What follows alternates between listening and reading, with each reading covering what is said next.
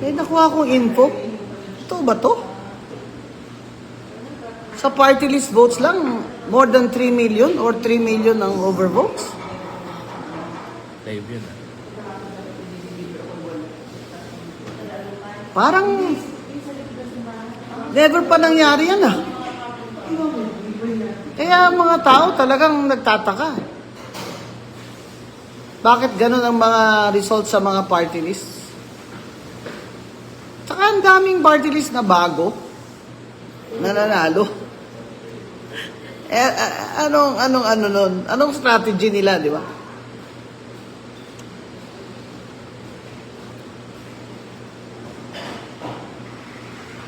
Ang mga nanalong party list, lalo na yung matataas ang boto, ay yung mga political dynasty na party list. Yung mga party list ng mga congressman. Bakit? Alam naman natin kung bakit. Dahil sa AX, TUPAD, AKAP, ayan pa, kaya Secretary Gatchalian, tigilan na po yung AKAP. Huwag po ibigay yan sa mga congressman ang control dyan. Dapat ibigay po yan sa mga Senior Citizens Association, sa mga PWD Association, para naman klaro yung standard. Kung sino ang makaka-receive niyan, ay yung talagang poorest of the poor, tsaka yung mga hindi talaga na kaya magtrabaho. Kasi that was supposed to be. Pinasok nila yan as a social safety net. Oh, tapos ginawa nilang ayuda. Ang lalaki ng mga katawan, no? Pinapay-pay-pay pa yung 5,000 pesos. Nakita ko eh. Wala namang pandemic. Oh, wala namang pandemic. Namang baha sa kanila. O bagyo. Secretary Gatchalian, Sec. Tigil na po yung pagbibigay ng mga ayuda na ang mga barangay captain ay present. Ang mga barangay venue ay may mga tarpaulin na mga party list ng mga congressman. Nakita mismo ng tao ko doon sa isang bayan sa amin eh. May picture ako eh. Ayoko lang magkaso kasi tatamaan yung kapitan doon eh, sa barangay na yun. Pag kinasuhan ko yun, sino naman ang makakasuhan? Di ba yung barangay captain? Speaking of barangay, tuloy ba? Tuloy ba yun?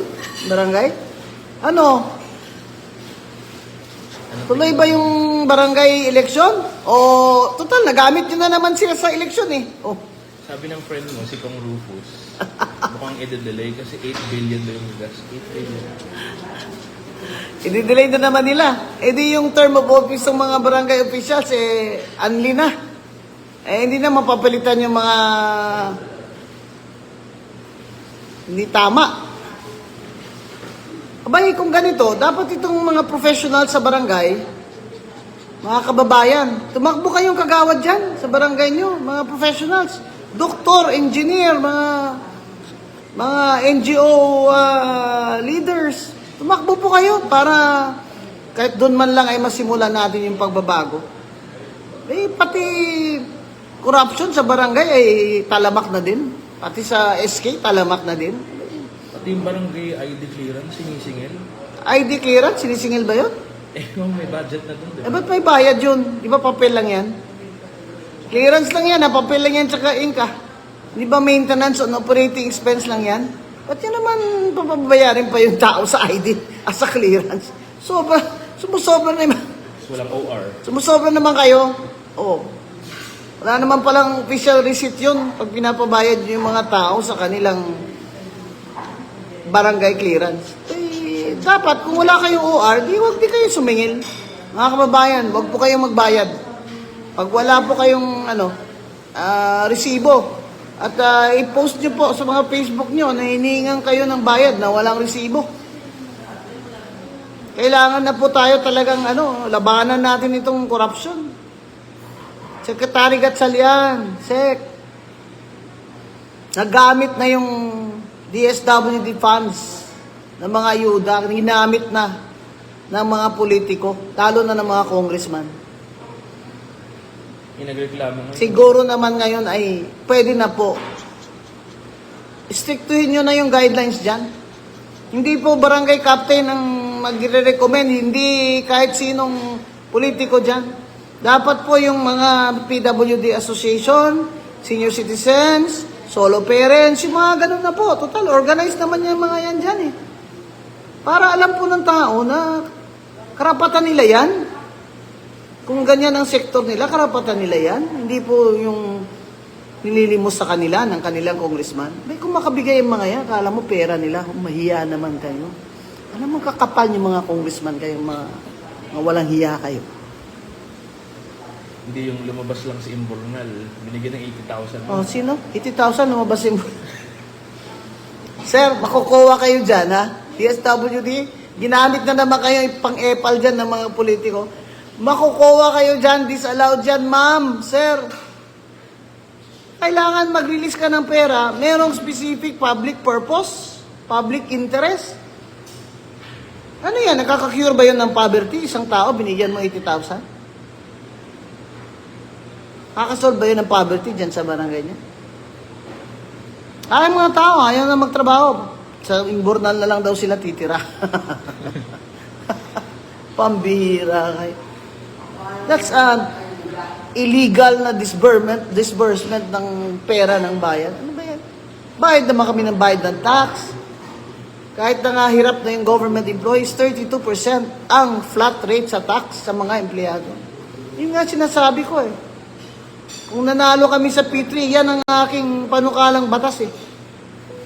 Instead na 32, ang government employees, kalahati na lang. 15% lang dapat binabayad. Kasi hindi naman tumataas ang sweldo nyo ng ganun kataas eh. Sa government employees eh. Bawat taas din yung income mo, income tax mo. Wala rin. Ang pupunta lang din balik sa gobyerno, naninanakaw lang naman din nila.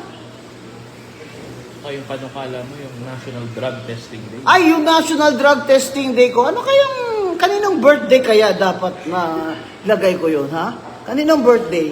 Oy, sumagot kayo dyan, mga bata! Mga bata, mga kapitri, mga kakambing, sumagot kayo, kaninong birthday natin itataon ang National Drug Testing Day? Ako, payag ako. Pag nag-hair follicle test si VP Sara, sasama ako. Pero kasama dapat din si BBM. Di ba? Kasama Vice President eh. Dapat sama din ng President kung totoong fight drugs tayo. Fight drugs. Hindi, tsaka para maka-encourage din yung mga nasa baba. Oo, pag nakita lang Presidente nag-follicle test drug test, lahat. Magna-drug test din. Nahiya sila, di ba? President at Vice President na mismo. Oh. Kaya noon sa COMELEC commissioner ako eh. Gusto ko talaga i-attach yung mga salin eh. Oh, may dumaan pa oh. Oh. Gusto ko talaga yung mga salin na yan, i-attach yan sa Certificate of Candidacy. Para malaman natin, nung nagsimula kayo dyan, nag-congressman, wala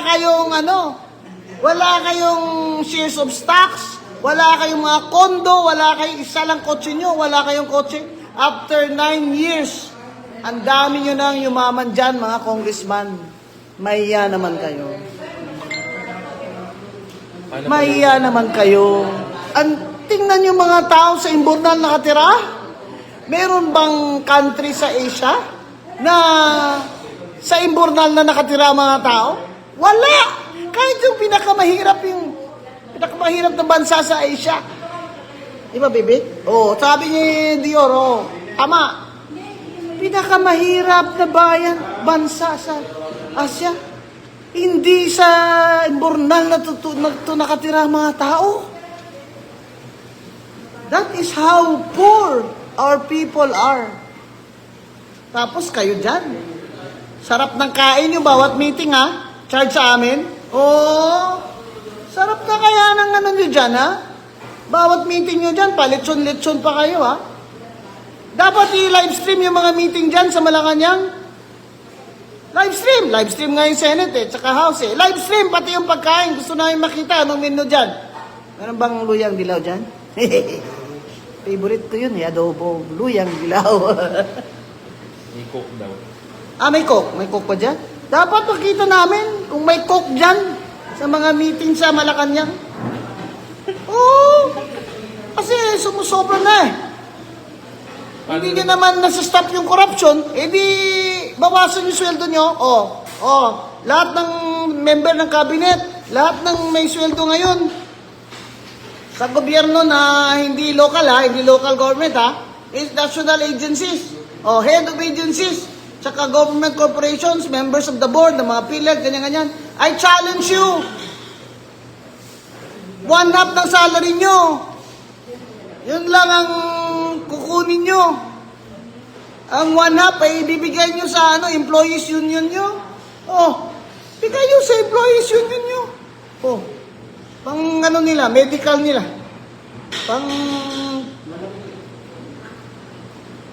Pang emergency nila dyan. I challenge you.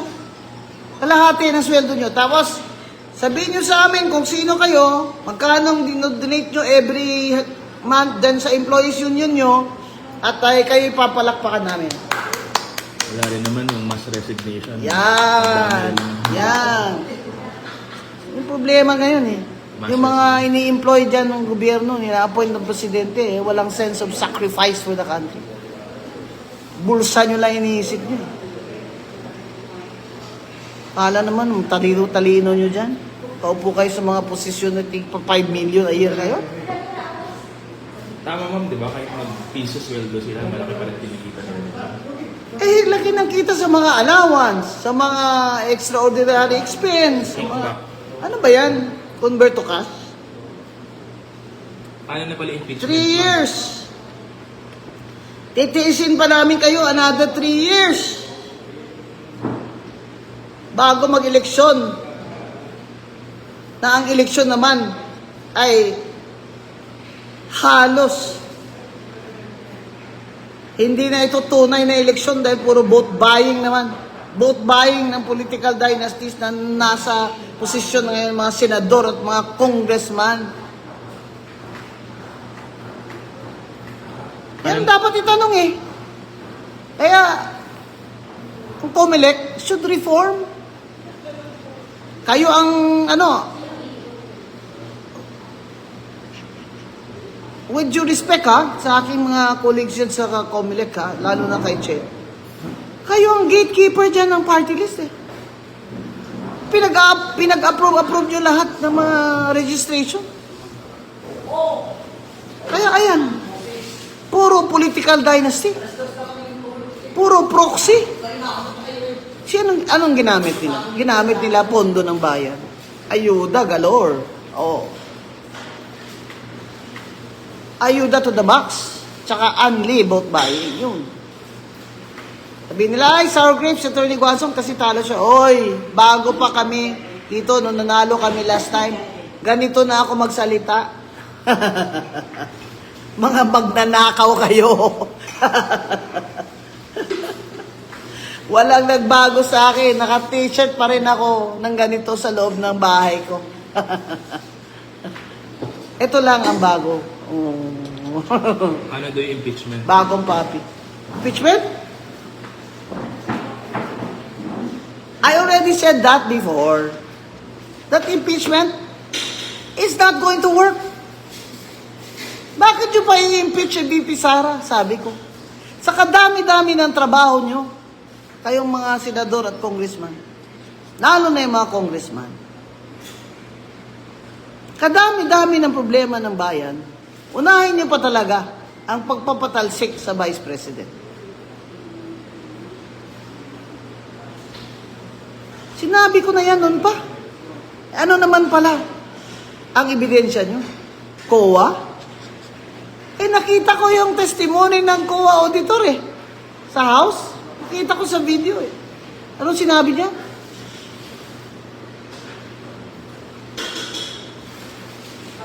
Sinabi ba niya may final na disallowance? Hindi niya sinabi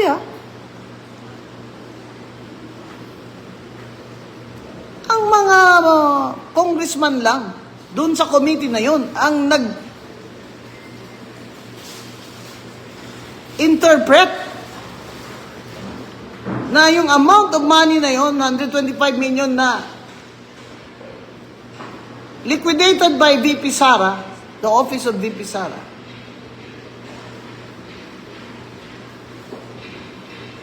is an illegal disbursement and therefore a betrayal of public trust.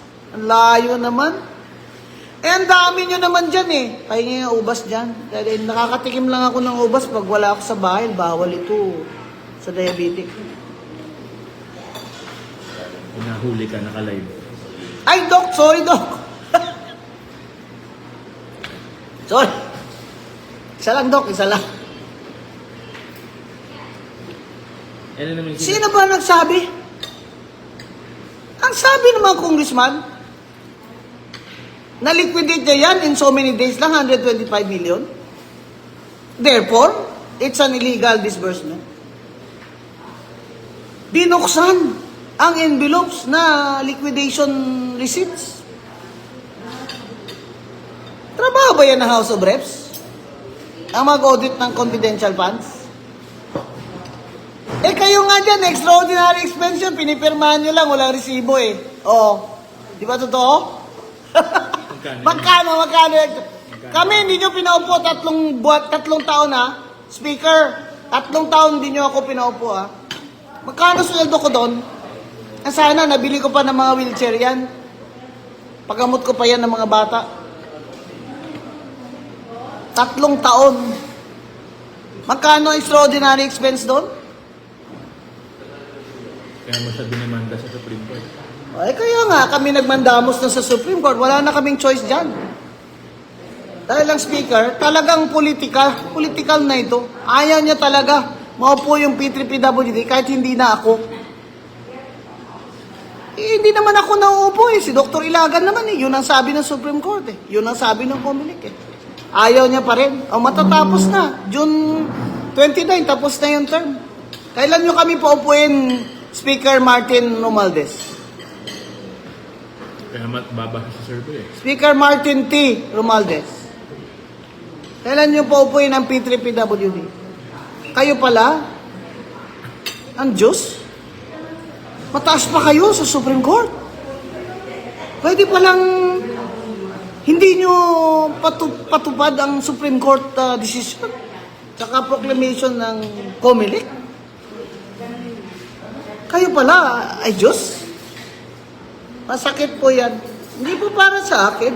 Kundi para po sa mga persons with disability at ang mga senior citizens na disabled na, mga batang may kapansanan. Masakit po yan sa amin, sir.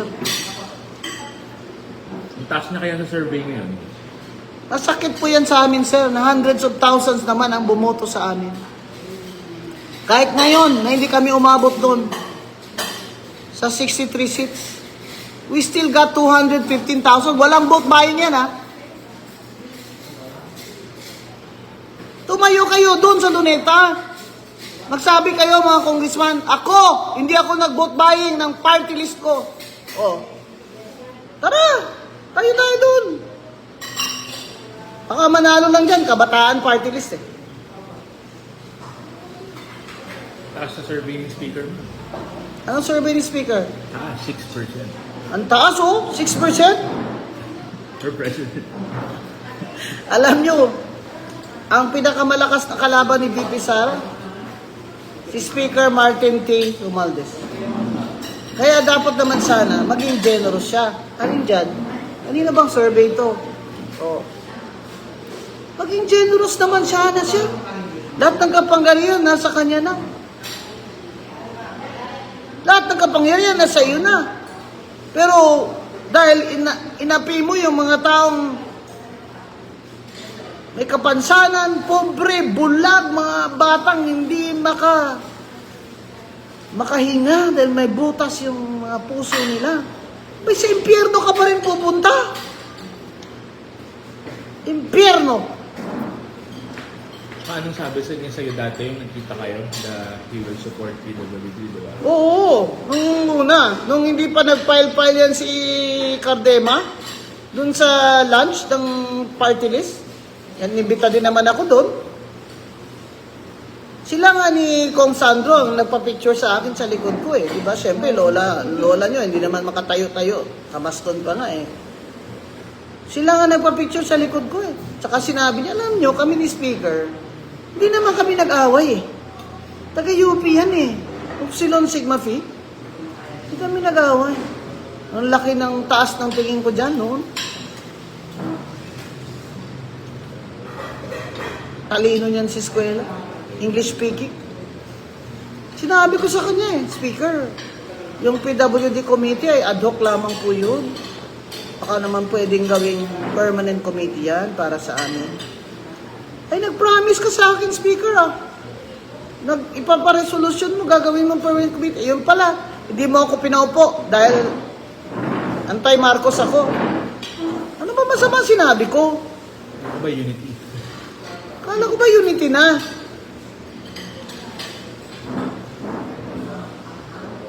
Eh, sinabi ba ako masama? Hindi mo ako pinaupo, Speaker. Kahit wala namang TRO sa House of Reps. Walang TRO sa'yo eh. Comelec ang may TRO eh. Eh, ang kini-question doon, yung qualification ko. Pwede na yun sa HRET eh. Pinaupo mo na sana kami. Hanggang matanggal kami ng Supreme Court kung tatanggalin mga. Pero ano ang desisyon ng Supreme Court? Na nanalo ang P3PWD at may karapatan kami sa isang seat. Kahit na late na, 6 months na lang bago mag-eleksyon. Kaya kami sinutusan ng Supreme Court na wag lang si Commissioner Guanzon ang representative. Pwede iba. Kaya ginawa namin, nag-comply kami sa COMELEC. At binigyan kami ng Certificate of Proclamation in the name of Dr. Camille Luansing Ilagan from Batangas. At nag-oath sa judge si Dr. Ilagan. At pumunta dyan ilang beses.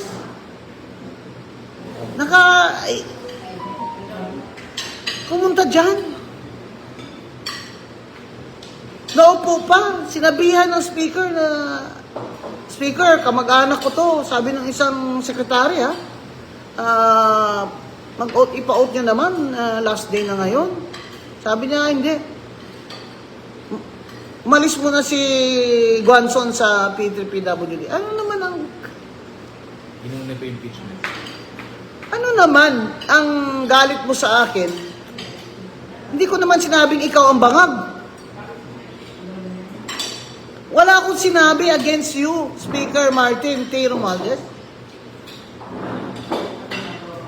Wala po akong sinabing masama tungkol sa inyo. Bilib na bilib pa naman ako sa inyo. Ito yung ginawa nyo sa akin, itong eleksyon na ito. Ni Radio Negros Occidental, kumuha kayo ng boto dyan. Ginamit yung mga congressman. Para mabawasan yung boto ko sa home province ko. Walang ganyanan. Speaker na kayo eh.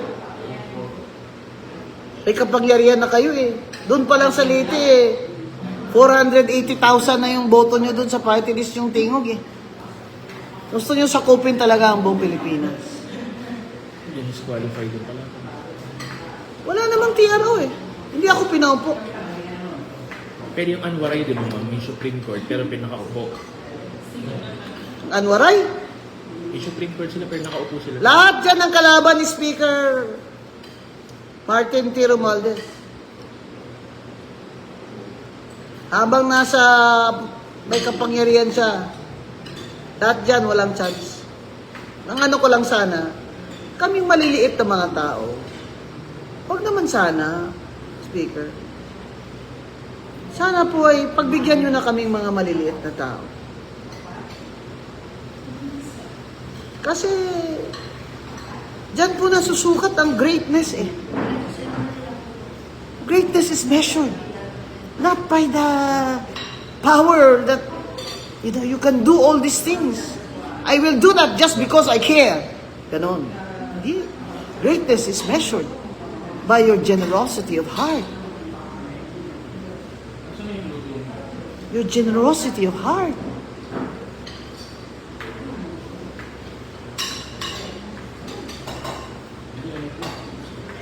Yan ang problema. O ngayon, impeachment? Impeachment? Sinabi ko na from the start. Hindi dapat nag-impeachment. Itinuloy pa rin ni Speaker.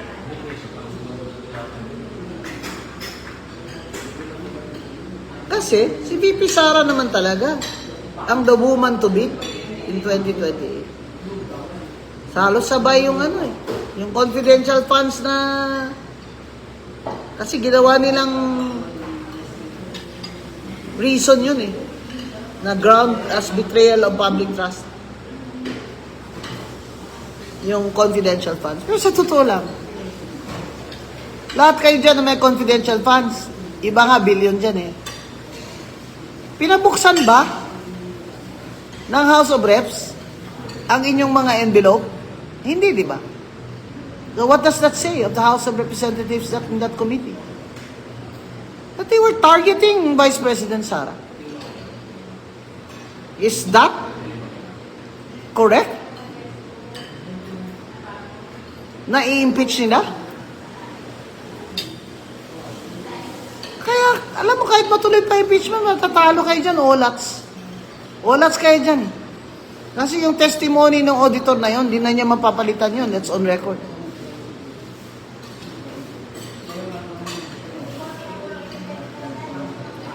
Speaking of, Kaya, ngayon, i-impeach ng, Senado, dinilay sinuspend, postpone ni Senate President Jesus Escudero ang start ng hearing. Siyempre, reklamo yung mga nag-file. Patapos na po ang session. Sarado na po yun. Tapos na impeachment by June 30 noon time. Tapos na ang term nitong mga senador na to. Kailangan mag-file sila uli. Paano sila makapile uli? The same year nila final. Hindi ka pwedeng mag-file the same year. Gusto nyo, next year naman. Sabi, next year naman. election ulit Election na tayo Napanood mo ba yung interview ni Kong Toby? Sabi niya, pinangako daw kasi sa mga Kong yung budget. Budget ng ano? Yung para sa infrastructure, pinangako. Pinangako daw ni Speaker? Sabi ni Congressman Toby? Kaya tinamaan din yung mga alyansa senators nila kasi natalo sila sa Mindanao sa nangyari. Oo, bugbog ang mga senador ng alyansa, di ba? Sa Mindanao, wala. Sila doon. That's Duterte country. Ano masasabi mo sa kumakalat na balita? Spokesperson ka daw. Ay, no comment No. Hindi sa akin nagsimula yan Hindi sa akin nagsimula yan Nagsimula yan kay Kifi Chu. Yan si Kifi Chu talaga pilya talaga si Kifi Chu. Nung nga sa Quadcom, sinakyan niya lang dun si Abante ba yun? Abante? Si Pastor Abante. Talo tuloy. Sinakyan lang niya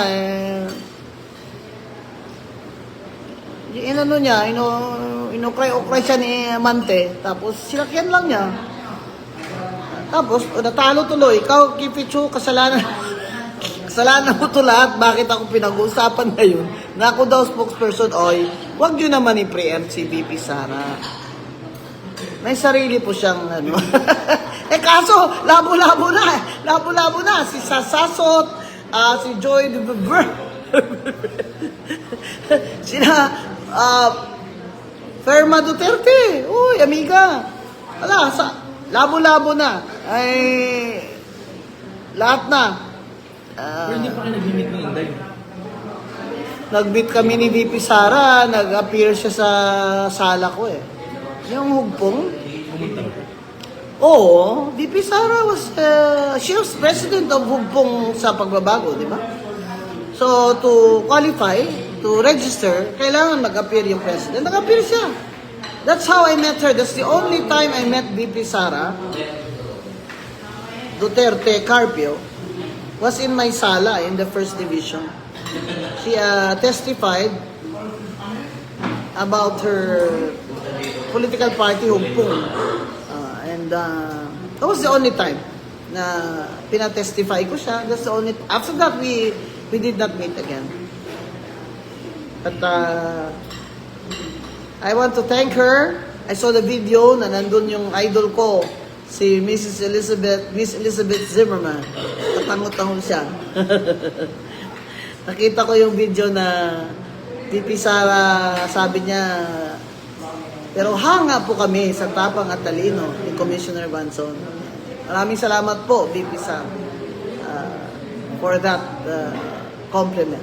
It is my honor. Kaya po, huwag niyo pong sabing ako'y bias lamang kay VP Sara. Kaya ako no sa impeachment. Isipin niyo talaga, sa dami ng problema ng bayan, unahin mo pa talaga papatalsik ng Vice President. Napakalaking political upheaval. Hindi ka pa kontento. Pinadakip mo pa si Mayor Digong. At si doon, pinadala sa Hague. Sa ICC. And political, ano naman, upheaval. What does that mean? It affects our economy negatively.